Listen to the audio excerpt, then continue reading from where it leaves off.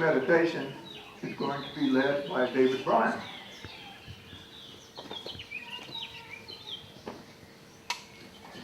Good morning.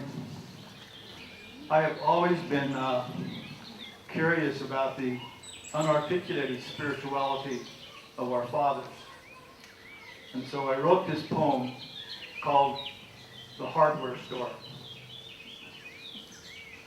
Hands that knew work and rested on the glass that was turned opaque by the scratches and the rings and the merchandise that crossed this counter. It was a place for men to meet where the tiny black checks on the sides of work-stubbed fingers created a community in which love of the earth, love of work, and love of machine was honored.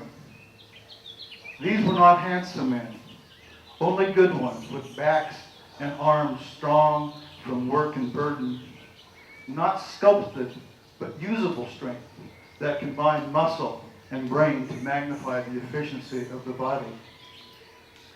The men that owned these hands came to this church that no one knew about. There, connected to a larger community, they fastened themselves to a sacred order and appealed to the spirit that made life possible. Invoking rain, prosperity, health, and good harvest, they bolstered each other's faith in things beyond. They dared not tell anyone, even themselves, that they went to church, for some greater wisdom wished this sanctuary to remain unrecognized, untouched, undoctrinated, and unclean. Deepest mysteries of the world were thrashed there, and now and then a fight would break out or some gossip would sneak in. But most of all, it was a place of revelation, of regular unfolding of truth not found elsewhere. They didn't have to wear fancy clothes, and although music could sometimes be heard through the cheap radio, it purposely did not appeal to the women. Women could come, but it was understood that she came only at the request of her busy man, and that her task was to come and go quickly so that worship could resume. The deepest part of a man flourished here, and they thrived without words. They were felt in an inarticulate soul place, like when a man returns to the valley of his youth, and expressed in sighs that lets the chair carry more weight. The hardware store.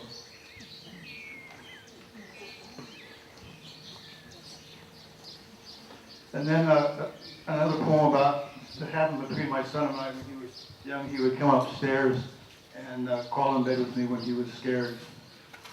It's called Calvin. Sometimes the shudders of your sleep awaken the night's darkness that hides the light you see in the day. So you stumble up the chairs with only your blanket to protect you and whisper to me, asking to be small in my embrace so your courage can rest for a while. You speak a language that I know, and my body graciously becomes a big ear folding itself around you as we sleep and listens to what's passing. I long for what I'm giving. And say to you, my son, my courage too rests in something much greater. And what I give you is what I am given. And when you ask, I discover what fathers are.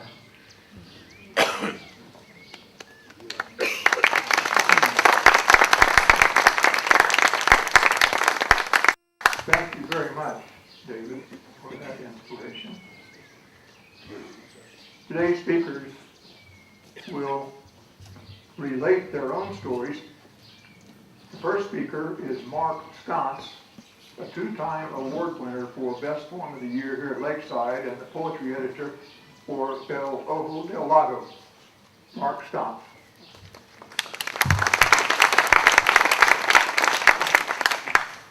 Testing, yes?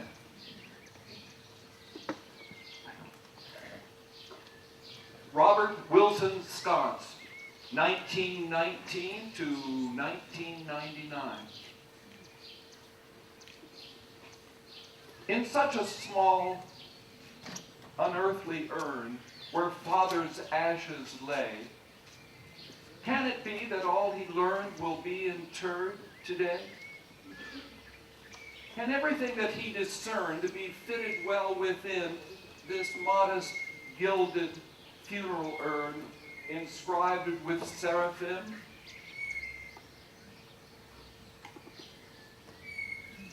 An urn so small, so light in weight, how can it hold a man whose late accomplishments were great, who lived a mortal span? A billion words, ideas, and thoughts in such a little urn, a million do's and don'ts and oughts exhausted in the afterburn. These insubstantial ashes hide the substance of our dad, with all his faults and all his pride and all that drove us mad. But substance is the paradox these ashes symbolize, something that the Orthodox believers eulogize. More certain was his comedy and phosphorescent wit, always at the ready, dear, to skewer a pompous twit. Where be your mocking anecdotes? Where now your jesting jibes? All ashes, dust, and bits of bone to rest in lands of native tribes. Thank you. Whoa.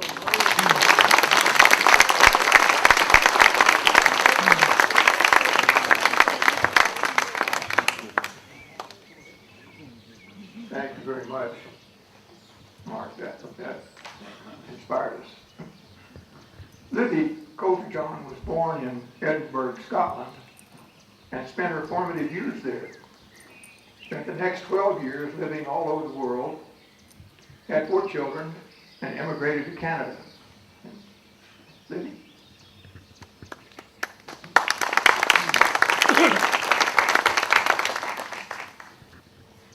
Good morning.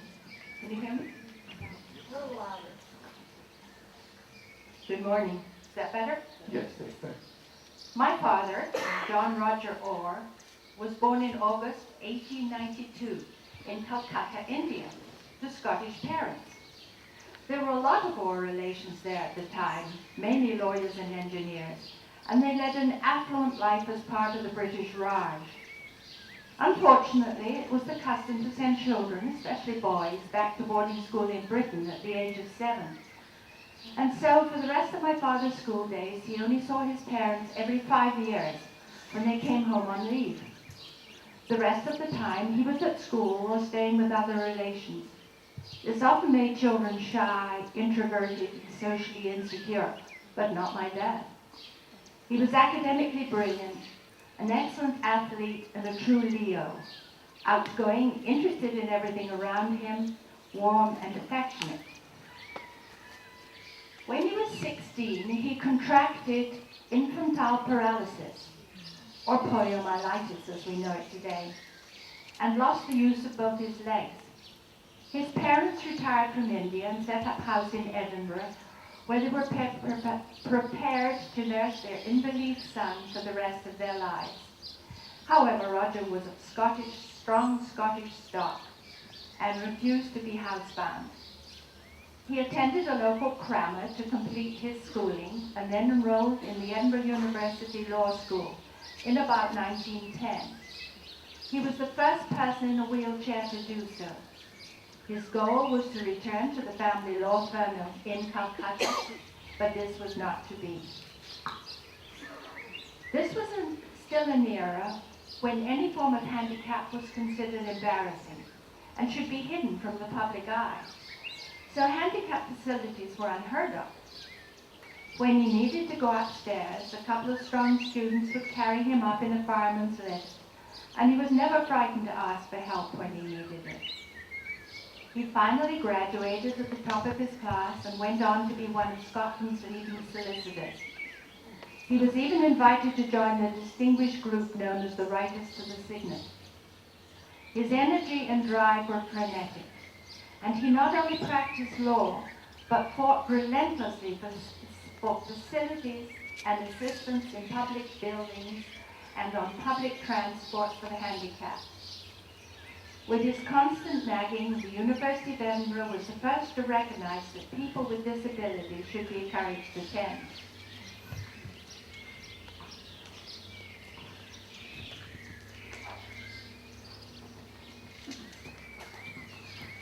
This was just in time for the veterans returning from the World War, many with amputated limbs and other serious injuries. During the Second World War, he organised clubs and family accommodation for Commonwealth servicemen on leave in Scotland, and was decorated by King George VI for this.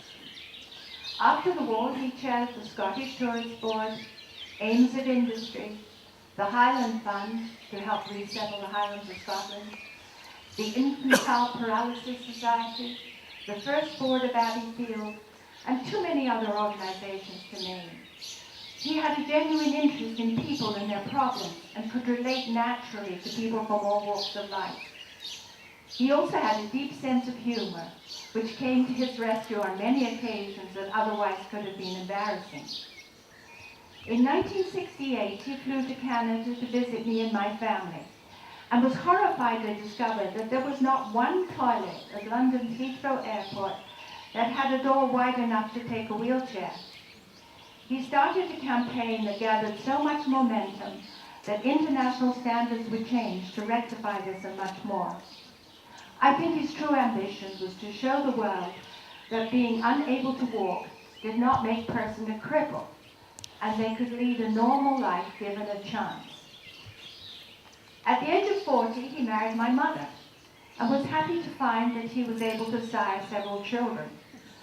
Although he was never able to walk, he was a wonderful father in every way, and a wise and intelligent counselor. To this day, I often think of and follow his sound advice. He has always been my hero to outdo all other heroes, and I absolutely adored him. In spite of his many interests, he made time for his family, and we felt secure and loved. He was the best father a girl could have had. As a mature person, I think I finally understood what made my father do so many things that he did, and where he got his endless energy. He did not achieve these things in spite of his handicap, but because of it. He always had to go the extra mile to prove that he could do it. He discovered the secret early in his life of responding to every negative issue with a positive thought or action. He suffered from constant frustration, physical and mental, but flatly refused to accept that there was something he couldn't do. He would explode and then simply find another way. When he found that wheelchairs were designed to be pushed and not self-propelled, he redesigned his. When my brother left his bike on the driveway so that Dad couldn't get past, he ordered a bike rack installed. When he had to pee in a jar before a transatlantic flight because he couldn't get into any of the airport bathrooms, he started a public campaign to correct it. He not only reacted to his own frustrations this way, he was sensitive to other people's too. This can be seen by his tireless work with organizations to help those less fortunate than himself. He knew that life was an endless obstacle course, and that God helps those who help themselves. In the final analysis, his biggest gift to me was to teach me to understand that we are not judged by the hand that life dealt us, but how we play it. I have lost 4 close family members in the last 7 years, but in my mind, my father has held my hand and led me through it. I will never get over these great losses, but I'm learning to deal with the grief and to celebrate the enormous amount of positive things in my life. Thank you, Dad.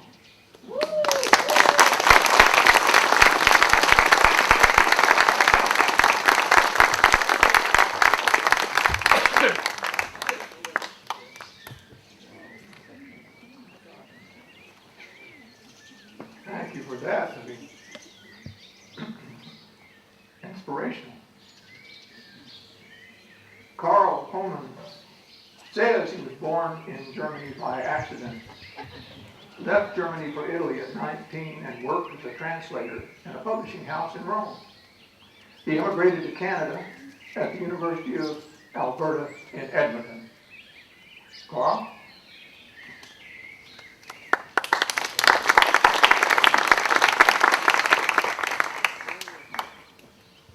Thank you and good morning. Yes, I was born in Germany, and I say by accident, because nobody asked me. And if they had, I would have probably said no. When the Second World War ended, I was 4 years old. As a child, I hardly knew my father, because he was always away at war. I have two distinct memories. One of a uniform jacket hanging once in a while on a hook by the door, which probably meant that he was home for a short leave.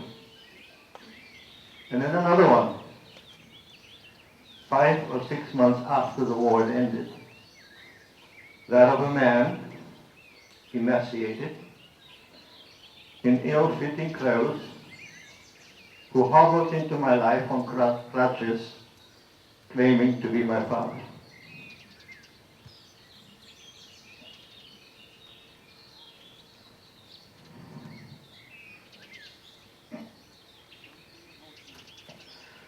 He had run away from home at 19 because he did not like his lot of being a baker's apprentice in a small North German village. He joined Germany's fledgling army and rose to the rank of staff sergeant. He couldn't become an officer because he lacked the education. Towards the end of the war, he found himself at the Russian front, where his jeep ran onto a landmine, and the explosion broke his lower limbs, which grew back together, crooked in whatever shape, until he reached Germany. And once back in Germany, he was hospitalized for an entire year, in which all his bones were broken again, and set more or less straight, and seven orthopedic operations.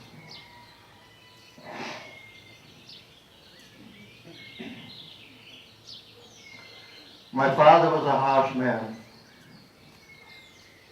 He never touched me except to punish me.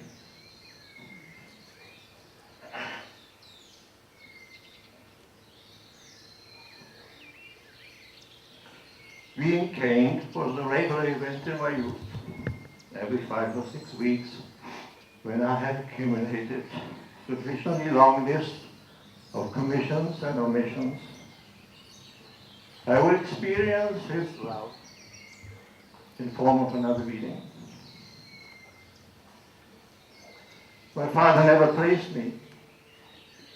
He sent me to the most academic high school he could find, probably because he hoped to experience vicariously through me the education he never had. When I received a good note in Latin, he would comment, "But what about mathematics?" Nothing was ever good enough for my father. So I stopped telling him things, good or bad. The beating stopped when I told him one day, "If you hit me once more, I will hit you back." By then, I was strong enough to inflict some pain of my own, and that was the end of that. After that, he never touched me again. Yes, my father was a harsh man, but then who wouldn't have been? After coming back from a horrible and senseless war, as all wars are, after surviving Stalingrad, running onto a landmine, only to find when he got home that the family once had was gone. His wife, my mother, shot. My younger brother, whom we never knew, shot. My grandparents shot.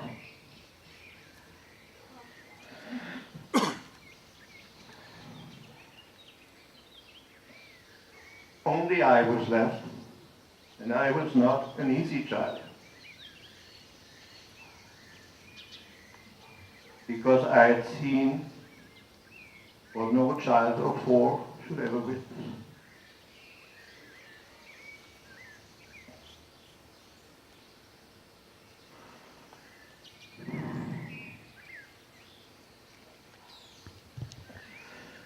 In 1979, at age 62, my father died of lymphoma. I was living in Canada then when I received the call that he was very, very sick. So after work on a Friday evening, I caught a plane overnight from Edmonton via Toronto to Frankfurt, and then the train north.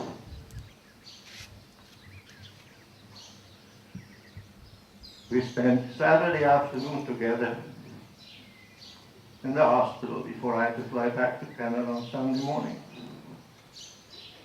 He smoked a couple of cigars.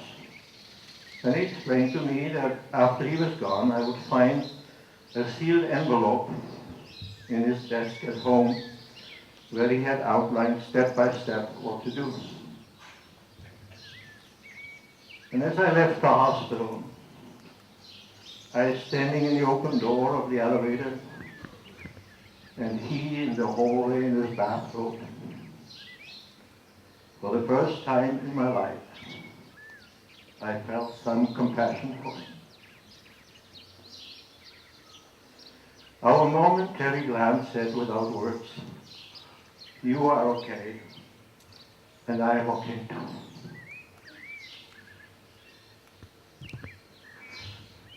We also knew that we would never see each other again in this life. And so it was. On Thursday of the following week, I received another call saying that he was in a coma. So back I went to Germany. And when I got there on Saturday morning, he had just died 2 hours before.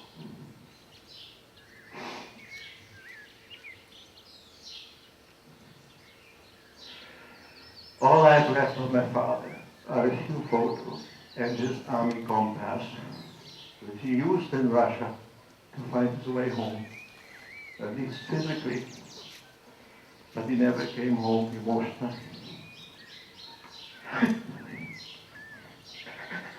Happy Father's Day, wherever you are.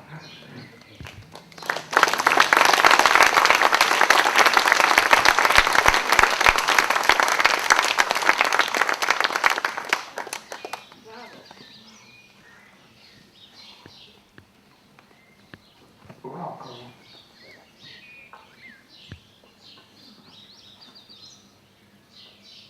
Quite an experience.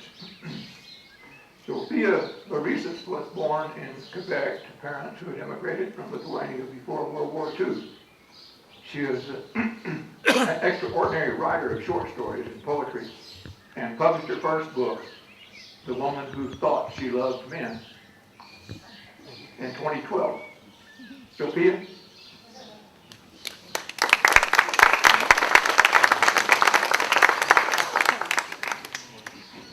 That was a wonderful rendition. My father was born in 1903 in Panemunis, Lithuania, the second child in a family that would have 10 children. Can you hear me? Okay. Lithuania at that time was under Russian occupation. The family was very poor and lived in a 2-room, rough-hewn wood house with beaten earth floors. The father was the chef at the manor of a wealthy Polish landowning family. He earned a good wage but spent it at the tavern. When he got home in the early hours, he woke the children with blows with his metal-tipped cane and chased the mother with a knife. In 1919, Lithuania became independent and was under the protection of the German army. My father, who was not yet 16, got work shoeing horses for the German cavalry. He already spoke Russian, and he now learned German. At this time, he also took the father's cane away, broke it in two, and threw it away. There were no more beatings after that. At 25, he made his way to London, where he boarded a Canadian Pacific ship sailing for Canada. He had $25 in his pocket and spoke neither English nor French. He arrived in Montreal in 1928 and worked in construction, quick to learn and willing to do any work that was available. In 1929, the Great Depression started and no work was to be had. Along with hundreds of other people, he crisscrossed Canada, riding the rails, finding bits of temporary work and saving every penny that he could. He was a naturally happy man. He loved to laugh, he loved women, he was a great dancer and a great talker, and he was bold and fearless. He made friends everywhere. He knew no strangers. He was awed by no one. At 33, he got married. He had been boarding with a Lithuanian couple, and the man, concerned about my father's attention to his very pretty wife, organized for him a bride from back home, the sister of a friend of his. My mother's boyfriend, who was in the cavalry, had been arrested for being part of a coup to overthrow President Smetona, and no one knew when he would come out of jail. She arrived in Quebec City on the SS Montrose, having been seasick all the way and already missing her father and her brothers and all the people she knew where she worked as an apprentice cook. She was deeply disappointed with my father. Her boyfriend had been tall and elegant and romantic. My father was a direct, salt-of-the-earth man. He didn't do niceties. She was a beautiful, blue-eyed, large-bosomed young woman, and he fell in love at first sight. This was Catholic country, and they were taken to the Quebec Cathedral on her arrival and married by the Archbishop. The Quebec City newspaper carried a photo of the couple and a paragraph of who they were. They took the train to Montreal. She could have gone home. The return passage was prepaid, but pride kept her where she was. She hated sex. He wanted it. She sobbed a lot. Her period stopped for 4 years. He left behind his old way of being and became a good, faithful husband. He let her sleep in, got up and made breakfast for both of them, packed a lunch, and went to work. In the 5th year of marriage, they had a son. He had bought a house by then. 2 years later, when a daughter was born, they were living in their 3rd house and renting out the apartments in the other 2. He was extremely thrifty. When I was 5, my mother talked him into moving away from the city, where he had been working for Canada Wire for 12 years. He took us there one day to show what he did, like descending into hell, the unbearable heat, the masses of raging flames in the mouths of the huge furnaces, the deafening noise, the huge size of the place under very high ceilings, the incessant clang of metal on metal, the horrific sight of the men moving in there, dwarfed by the size of machines, and rows of wires and piles of metal rods, all surrounded by smoke-blackened concrete block walls, as if condemned. He was fearless. As a protector, there was no improving on him. We knew that they would never leave each other and would never leave us. Neither ever complained, neither about each other or about the blows of life that came their way. They took on everything that came and dealt with it together. They didn't argue and they didn't gossip. There was never talk of divorce. The doors were not locked. They passed on a feeling of safety, both in the home and in the world. Somewhere along the way, my father had learned to make cabinets beautifully and solidly finished. He bought houses whenever he could put down enough money for a down payment. He learned how to repair tar and gravel roofs, how to repair furnaces, plaster lap walls, repair wiring and plumbing. The fields that had given a poor yield when they bought the farm now were fertile. The skinny cows had filled out, the horses were big and healthy, my mother was baking butter and cheeses. The chickens, the lamb, the beef we ate came from animals he raised and slaughtered and skinned and cut up. The pickles, the sauerkraut, the jams came from our extensive garden and were all homemade. It's hard to believe now in this age of additives of all sorts and the tampering of food in every way that life was once so good. Sometimes when he had bought a house and he got anxious about how the payments would be made, she listened and soothed him but refused sex. And something wild and uncontrollable rushed into him, and he looked for and found a reason, what he saw as a reason at that time, to unbuckle and pull out his belt, and the son ran to what was called the kudu to escape from the blows, and ended up always in the same corner, falling to the floor to get further from the strikes. And then something savage took over like some horrible disaster that raged its way through our lives, and left a dreadful calm and devastation in its wake, where perpetrator, victim, and witnesses saw themselves in the haze of shame and sorrow at having been part of the terrible act. I should not have had children, he once said to my mother, but I'm glad they had children. Both my brother and I have wonderful memories of life on the farm.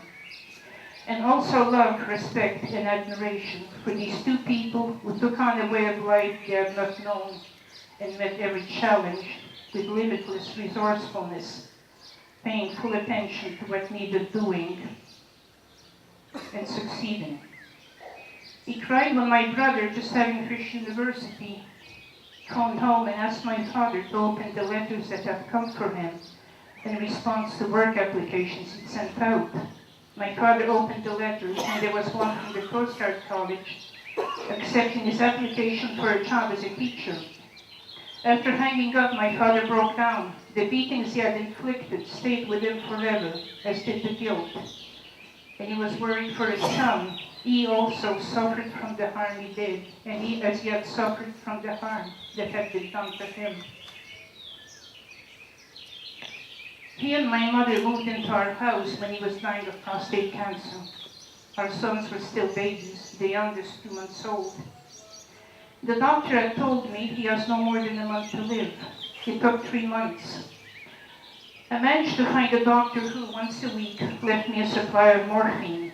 I gave him the shots every 4 hours, and my mother took care of his physical needs. The house stank of rotting flesh and Lysol. He spoke to me in a morphine haze at the end, calling me Ajijic, his favorite sister's name, so that he wasn't really speaking to me. Ajijic, I said, and the look in his eyes and the light smile on his face showed such a tender love as that I had never seen before. Do you remember the time that we went to gather firewood in the forest and it turned dark? Yes, I remember, I said. And I was afraid of devils coming after us, and you weren't. It was a long time ago, I said. We were young then, he said, and his eyes closed.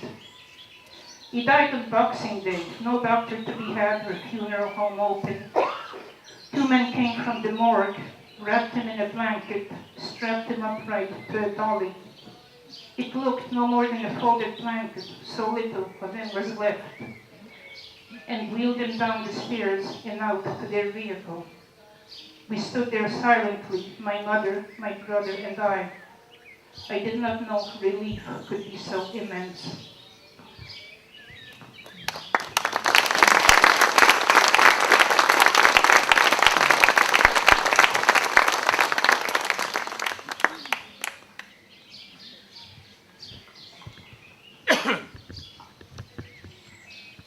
Thank you, Sophia. Next. Next is David Dennis, a certified rehabilitation counselor with a master's degree from the University of Northern Colorado. His bachelor's degree is in psychology from the University of Wisconsin. In Austin, Texas, David led efficiency studies in the areas of workforce development and technology deployment. David Dennis.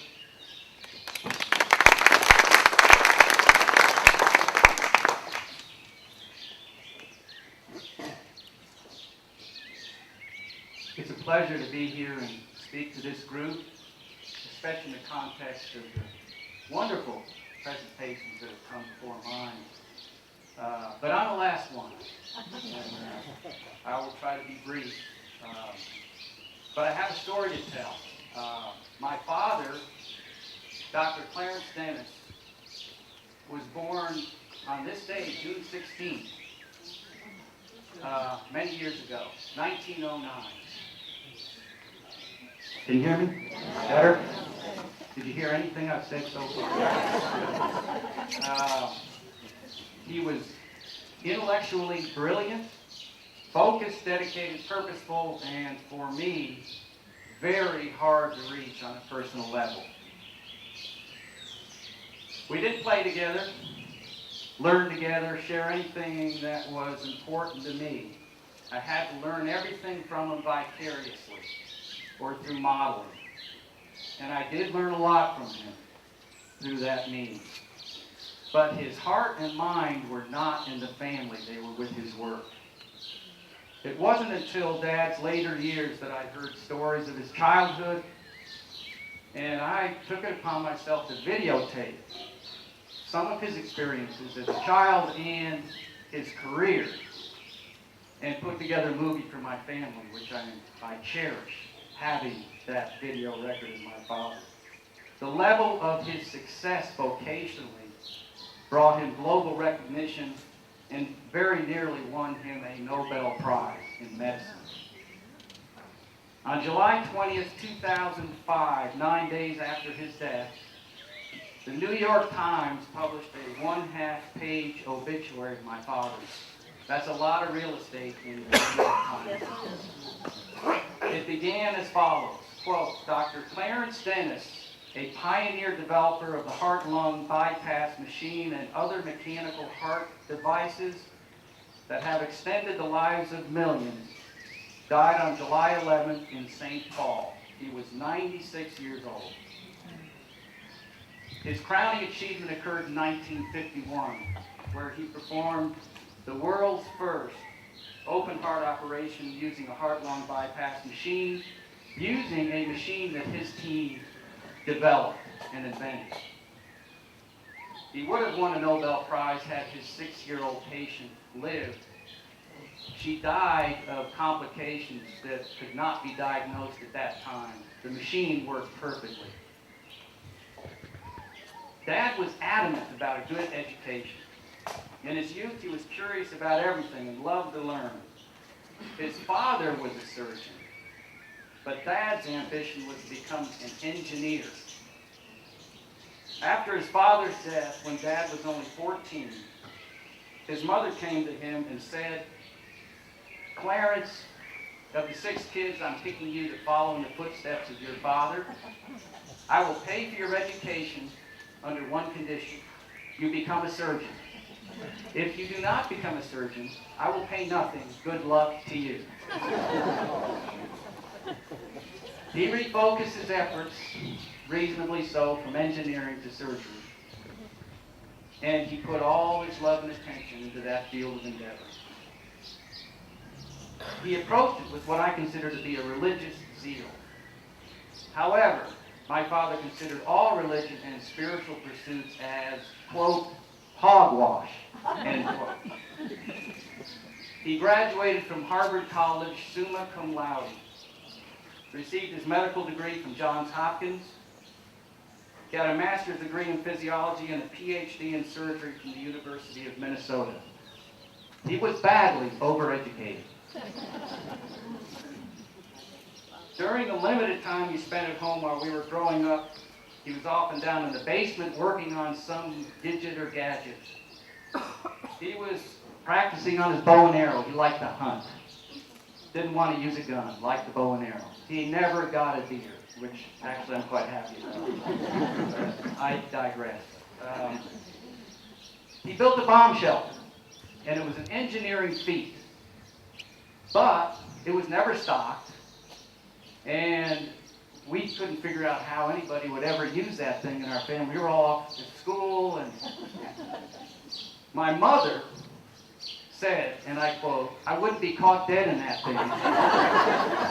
So it was really an engineering feat, but practically speaking, it wasn't one of my dad's finest efforts. Dad talked to me about my future when I was a freshman in college. He would not, my brother Jim, my older brother Jim was already in medical school. My older brother Dick was already in his surgical residency.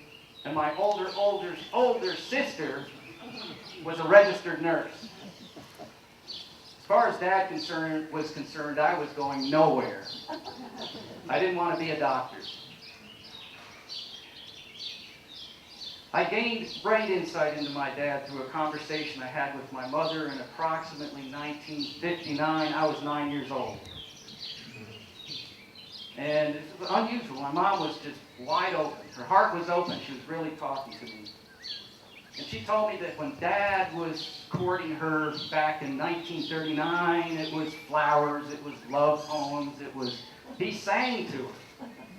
This is not the father I knew. And she said, he hasn't told me he loves me during the entire 20 years of our marriage. And she recently confronted him on this and said, Clarence, do you love me? He got angry at this question and said, I already told you I loved you. I shouldn't have to say it again. This is not a formula for a good marriage. My wife Tricia is back there. You've met her. She's done meditations here. I love you, honey.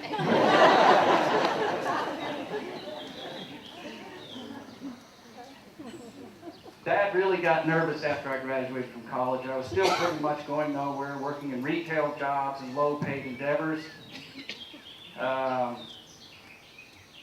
He basically told me that when you hit the end of college, which I'll pay for, my job as father is over. Good luck to you. And he meant it. I got exactly one phone call from him between the ages of 18 and when he died in 2005. And that one phone call was to invite me to his retirement party from Downstate Medical Center in Brooklyn, New York, where he was chief of surgery. I didn't go. And that's too bad. I wish I had. The brilliant but impenetrable Clarence Dennis went through a huge change in his later years. Odd as it may sound, I got to know my dad for the first time after his dementia set in. It was a type of dementia related to Parkinson's where it's like Swiss cheese in your memory. He knew who I was, but it took all his efforts to come out of a cave and be able to interact. His biggest question of me, and he never had any questions of me when I was a kid, he had all the answers. But at this point in his life, he had some questions, and his biggest question was, how old am I? He couldn't remember, and it troubled him deeply. One day, Dad asked me a horrifying question. What is death like? He was not fond of the idea of dying. It was his enemy his whole life. He was a surgeon. He didn't want to die. In his view, death was lights out. He didn't have any faith or spirituality to support eternal life concepts, etc. Again, all hogwash. Well, after he asked me this question, what is death like, I took a shot at it and talked about the Elizabeth Kubler-Ross thing and near-death thing about it's the light, it's the tunnel. You'll see people that you love who've already passed over, and it'll be a loving experience. My dad's response was very angry. He said, and I fairly, this is a bad paraphrase, I don't want to hear that crap. I want to know what it's like, he said. This is not terribly surprising. I should have realized that, but I realized his engineer mind was up. He wanted to know the mechanics of death, and I got to tell you, I don't really have a definitive answer on that. But I had an image of life unfolding at the moment of death, and unfolding. And I really felt it when I said to him that I didn't have the answer, but Dad, I think it's kind of like unfolding, but I can't give you any more details than that. And to my utter surprise, he smiled and he said, Thank you, that's a good enough answer. I don't need any more details. It was an unbelievable gift. Dad told me he loved me exactly twice in my life. First time when my parents were getting divorced, and he had had quite a bit to drink, which was pretty typical of both him and my mother. And he said it in slurred words, and it made me angry.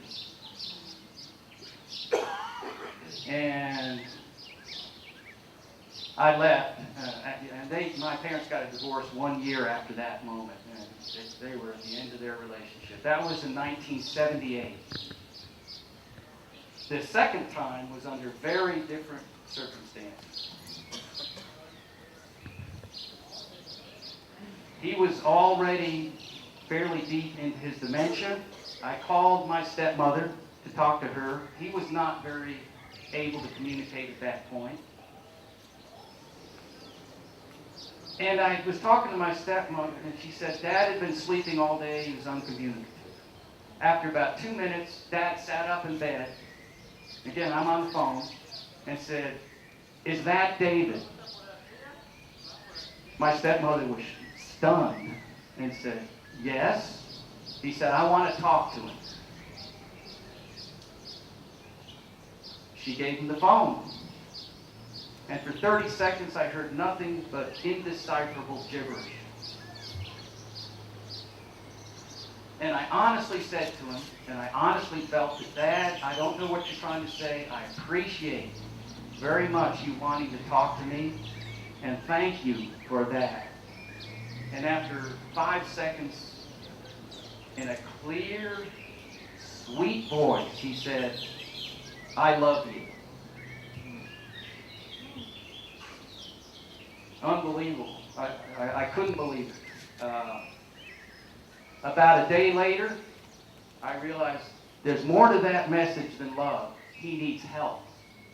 I went out to Minneapolis, I was living in Austin, Texas. And I found out the assisted living center wasn't taking good care of him. I went in the morning, there was blood on the carpet, his face was bruised, and his glasses were broken.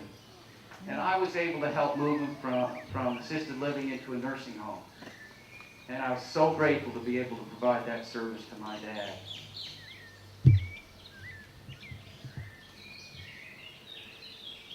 Last thing I'll say, and Margaret said I had to tell this part. Dad's love and his heart were in the medical profession, not in the family. And consistent with that, he probably had $2 or $3 million at his death, and the amount that he left to his children was $10,000 each. And the rest went to medical research, and he funded a professorship at Downstate Medical Center in New York. Utterly consistent. But he wasn't very nice about telling us about it, and that's another story. We had trouble, all of us kids. But what I will say is his legacy, his lack of involvement in the family has been handled in a very different way among us kids. We're all dedicated to our families, and ever since his death, we've been meeting every year in a family reunion. I can't tell you how grateful I am for that. Very different than our connectivity during our home life. I appreciate the opportunity to share my father's life with you. Thank you very much.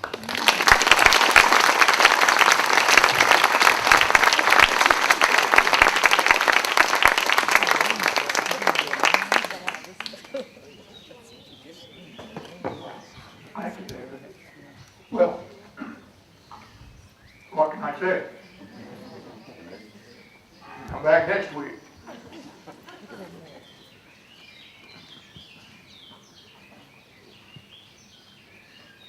See, remember to come back next week. You will get the announcement by email.